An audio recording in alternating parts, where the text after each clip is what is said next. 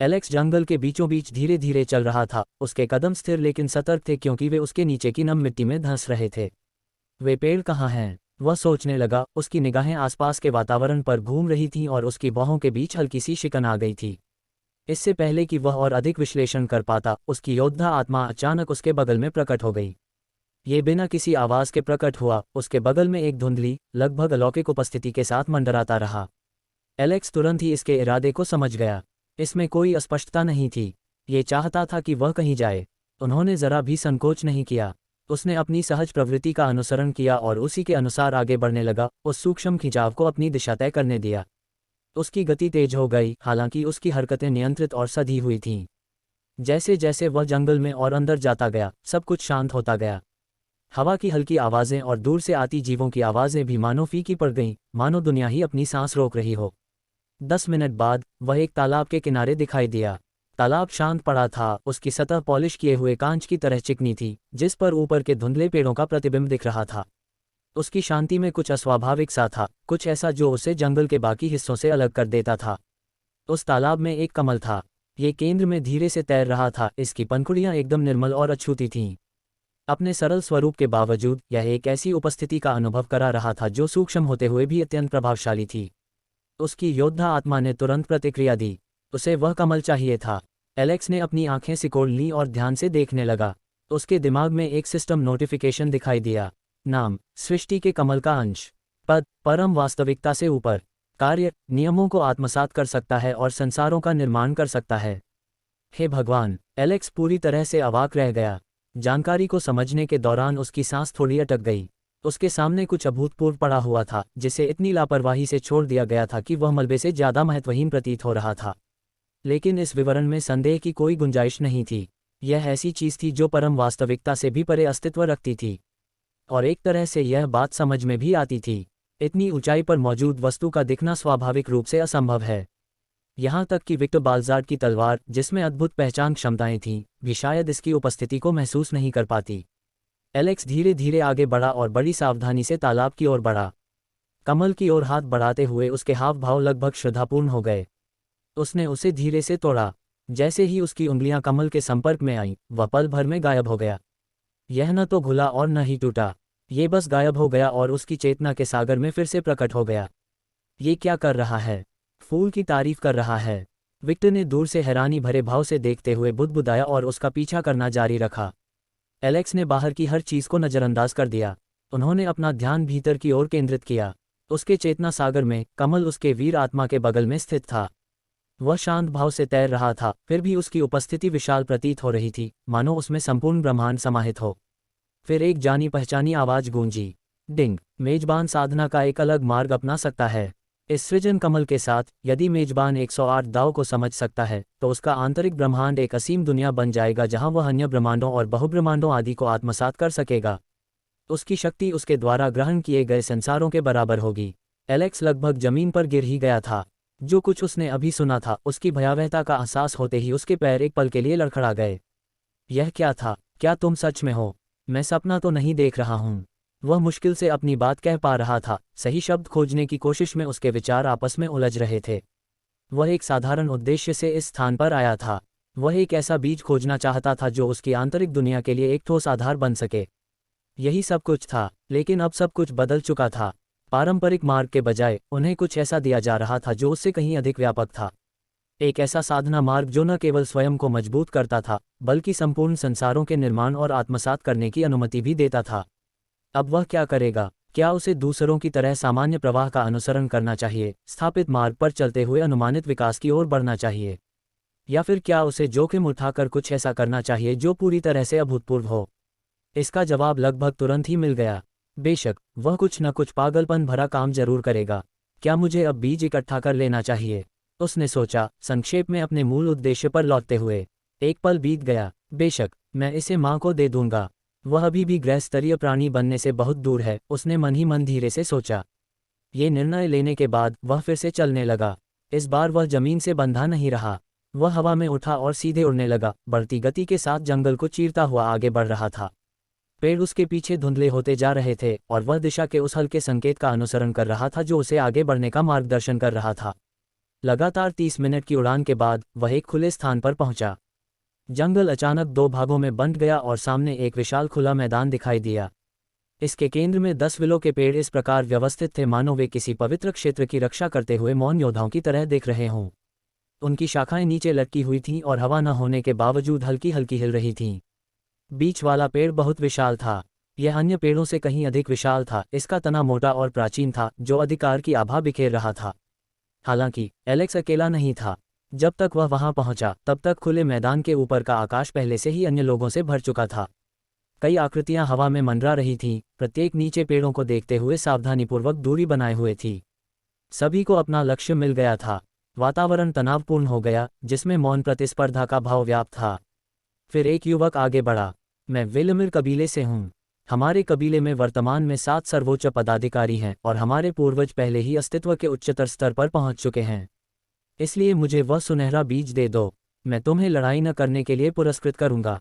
उनकी आवाज में आत्मविश्वास झलक रहा था जो अहंकार की सीमा तक था। पूरा इलाका सन्नाटे में डूब गया। जब उस युवक ने देखा कि किसी ने तुरंत प्रतिक्रिया नहीं दी तो उसके चेहरे पर गर्व का भाव आ गया। फिर अचानक बिना किसी चेतावनी के हंसी फूट पड़ी। हा हा हा हा हा हा, ये बेवकूफ़ कहाँ से आ गया? मेरे बेटे, असली दुनिया में कदम रखने से पहले थोड़ा और दूध पी लो। उपहास तेजी से फैल गया और कई लोगों के शामिल होने से पूरे मैदान में इसकी गूंज सुनाई देने लगी।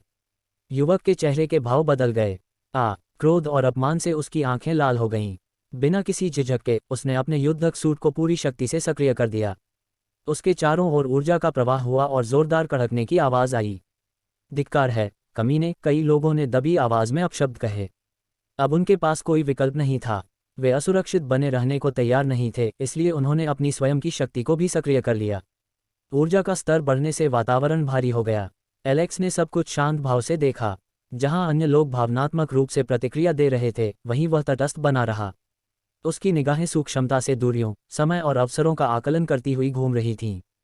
फिर उसने अपना लड़ाकू सूट भी सक्रिय कर लिया। उसके दिमाग में एक टाइमर दिखाई दिया।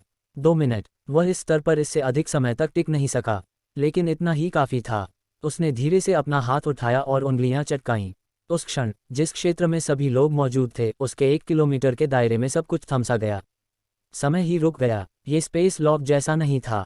स्पेस लॉक की स्थिति में व्यक्ति होश में तो रहता है लेकिन हिलडुल नहीं सकता। लेकिन समय के रुकने पर आत्मा भी जम जाती है। हर चीज़ की गति रुक गई। विक्टर यहाँ मौजूद नहीं है, राफेल ने शांत भाव से कहा। कोई फर्क नहीं पड़ता, एलेक्स ने उन पेड़ों की ओर बढ़ने से पहले जवाब दिया। उनकी आवाज़ स्थिर थी। उस भयावह स्थिति का उन पर कोई असर नहीं पड़ा था। सामान्यतया वे पेड़ प्रतिरोध करते। वे साधारण वनस्पति नहीं थे। उनमें रक्षात्मक प्रवृत्ति थी और वे घुसपैठियों पर पलटवार कर सकते थे। लेकिन अब वे भी समय में ठहर गए थे। बिना किसी प्रतिरोध के एलेक्स तेजी से आगे बढ़ा। उसने केंद्रीय वृक्ष से सुनहरे बीज के साथ साथ 10 बीज भी एकत्र किए। प्रत्येक बीज अपनी सुप्त अवस्था में भी अपार ऊर्जा का संचार कर रहा था। ये प्रक्रिया कारगर रही। कोई भी गतिविधि व्यर्थ नहीं। अपना काम खत्म करते ही वह वहां से गायब हो गया। सिस्टम, तलवार की नज़र से मेरी उपस्थिति छुपा दो, उसने शांत भाव से कहा। उसे पता था कि विक्टर उसका पीछा कर रहा है। दूर कहीं विक्टर अचानक घबरा गया, क्योंकि अचानक न तो उसे और न ही उसके मालिक को एलेक्स की उपस्थिति का एहसास हो पा रहा था। धिक्कार है, वह दहाड़ा। उसका संयम टूट गया और वह घबराकर खोजने लगा। इसी बीच एलेक्स के जाते ही समय का ठहराव समाप्त हो गया। वास्तविकता तुरंत लौट आई। क्या हुआ? मुझे लग रहा है कि कुछ गायब है, कई लोगों ने आपस में फुसफुसाते हुए कहा। उनके बीच भ्रम फैल रहा था। फिर उनका ध्यान पेड़ों की ओर चला गया। कुछ क्षण पहले चमक रहे बीज अब गायब हो चुके थे। उन सभी को नहीं, अत्यधिक क्रोध और अविश्वास से भरी एक सामूहिक गर्जना गूंज उठी। किसी ने उनकी आंखों के सामने से सारे बीज चुरा लिए थे और उनमें से किसी को भी इसका पता नहीं चला था। इसके बाद अफरा तफरी मच गई। सभी लोग पागलों की तरह अपराधी की तलाश में जुट गए, हताशा और गुस्से से चारों ओर छानबीन करने लगे। लेकिन एलेक्स का कहीं पता नहीं चला। वह खुले मैदान से काफी दूर गहरे पानी के नीचे था और अपनी उपस्थिति को पूरी तरह से छिपाए हुए था। ठंडे पानी ने उसे चारों ओर से घेर लिया था, जिससे बाहरी सभी प्रकार की हलचलें शांत हो गई थीं। वहां एकांत में उन्होंने गहन चिंतन करना शुरू किया। यदि वह अब लौटता तो ग्रैंडमास्टर निश्चित रूप से उससे अपने आंतरिक ग्रह का निर्माण करने के लिए कहते। अगर उसने इनकार किया या झूठ बोला तो उसे निराशा हाथ लगेगी। यहाँ तक कि उसे टावर से बाहर फेंक दिए जाने की भी संभावना थी। उस परिणाम से एक श्रृंखला प्रतिक्रिया शुरू हो सकती है, जिससे संभवतः उसका स्वामी भी क्रोधित हो सकता है। लेकिन कमल के बारे में सच्चाई उजागर करना कोई विकल्प नहीं था। इसके परिणाम कहीं अधिक गंभीर होंगे। उनकी स्थिति नाजुक थी। गहन विचार विमर्श के बाद केवल एक ही व्यवहार्य विकल्प बचा था। वह इसी दायरे में रहेगा। वह अपने आंतरिक ब्रह्मांड की रचना करने से पहले नियमों को समझना जारी रखेगा। पर्याप्त समझ प्राप्त करने के बाद ही वह आगे बढ़ेगा। इसके साथ ही उसकी ताकत में नाटकीय रूप से वृद्धि होगी। सर्वोत्तम स्थिति में वह एक पारलौकिक प्राणी के क्षेत्र में प्रवेश करेगा। न्यूनतम स्तर पर वह एक सार्वभौमिक अस्तित्व के स्तर तक पहुंच जाएगा। एलेक्स पानी के नीचे स्थिर रहा। उसकी आंखें धीरे धीरे बंद हो गईं क्योंकि उसका निर्णय उसके भीतर दृढ़ता से स्थापित हो गया था। उसने जो रास्ता चुना था वह खतरनाक था, लेकिन यही एकमात्र रास्ता था जो उसने अभी अभी प्राप्त की गई चीज़ के अनुरूप था, और उनका उस अवसर को व्यर्थ जाने देने का कोई इरादा नहीं था। एलेक्स ने अपनी आंखें बंद कर लीं। प्रणाली, मुझे दाव और कानून की परिभाषा समझाओ, एलेक्स ने शांत और संयमित स्वर में पूछा। डिंग, दाव अनेक नियमों का संयोजन है। उदाहरण के लिए, हत्या एक दाव है जो मृत्यु के नियम, विनाश के नियम और अन्य नियमों से मिलकर बना है। कुल मिलाकर 3000 नियम विद्यमान हैं और वे आपस में मिलकर 108 दाव बनाते हैं। एलेक्स ने धीरे से सिर हिलाया। व्याख्या इतनी स्पष्ट थी कि वह मूल विचार को समझ गया। इसका मतलब था कि उसे केवल 3000 नियमों को समझना था और दाव सिद्धांत अपने आप ही समझ में आ जाएगा। डिंग, नियमों को समझने के बाद मेजबान को यह भी समझना होगा कि वे एक दूसरे के साथ कैसे परस्पर क्रिया करते हैं ताकि एक दाव का निर्माण हो सके। ये प्रक्रिया नियमों को समझने से भी अधिक कठिन है। क्या ऐसा है? एलेक्स ने धीमी आवाज में कहा। तो मैं एक एक कदम करके आगे बढ़ूंगा। पहले नियम, दाव बाद में देख सकते हैं। ये निर्णय लेते ही उसने अपनी वीर आत्मा को जागृत किया। जैसे ही वह गहन चिंतन की अवस्था में प्रवेश किया, उसके चारों ओर एक हल्की आभा एकत्रित होने लगी। उसकी सांसें धीमी हो गईं, उसका दिमाग तेज हो गया और उसकी चेतना एकाग्रता की एक ऐसी गहरी अवस्था में डूबने लगी जहां उसका ध्यान कहीं और नहीं भटक सकता था। हालांकि जब एलेक्स मौन चिंतन में डूबा हुआ था, तब तक बाहरी दुनिया उथल पुथल में डूब चुकी थी। गुरुजी, वह आखिर कहाँ छिप सकता है? यह क्षेत्र विशाल है। यहाँ छिपने की बहुत सारी जगहें हैं। अगर हम इन सभी बाधाओं को दूर नहीं करते तो उसे ढूंढना भूसे के ढेर में सुई ढूंढने जैसा होगा, विक्टर ने ठंडे और हिसाब किताब भरे लहजे में कहा। शायद आपको हालात के मुताबिक ही आगे बढ़ना होगा, तलवार की शक्ति ने शांत भाव से जवाब दिया। नहीं तो आप उसका पूरा पता खो देंगे। हमें तो ये भी नहीं पता कि वह किस ब्रह्मांड से आया है। तो चलिए शुरू करते हैं, विक्टर ने कहा। उसकी आंखें लाल हो गईं और उनमें एक खतरनाक तीव्रता भर गई जो पागलपन की हद तक पहुंच गई थी। उसने अपनी तलवार निकाली। वह टूटी हुई थी, सुनहरे रंग की, जिसकी सतह पर प्राचीन दरारें थीं। क्षतिग्रस्त अवस्था में होने के बावजूद उससे निकलने वाली ऊर्जा दबी हुई अवस्था में भी इतनी तीव्र थी कि जो भी उसे महसूस कर सकता था वह अभिभूत हो जाता था। मेरे रास्ते से हट जाओ, वह दहाड़ा। जो लोग एलेक्स की तलाश कर रहे थे उन्होंने उसकी आवाज़ पूरे इलाके में गूंजते हुए सुनी। वह क्या कर रहा है? क्या वह पूरी तरह से पागल हो गया है? उन्होंने घबराकर पूछा, लेकिन रोवन अपने भाई के इलाके से बहुत दूर भाग चुका था। वह किसी और से बेहतर जानता था कि विक्टर असल में किस तरह का राक्षस था।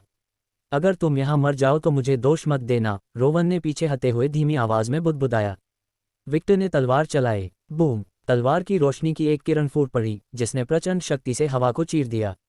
ये निरंतर आगे बढ़ती रही, अपने पीछे तबाही का निशान छोड़ती चली गई। इसके रास्ते में आने वाली हर चीज गायब हो गई। पेड़ मिट गए, जमीन फट गई और यहाँ तक कि जो भी दुर्भाग्यवश इसके रास्ते में खड़ा हुआ वह बिना किसी प्रतिरोध के नष्ट हो गया। तबाही का दायरा सैकड़ों किलोमीटर तक फैला हुआ था, जिसके बाद अंततः ये समाप्त हुआ। विक्टर रुका नहीं। उसने तो अभी शुरू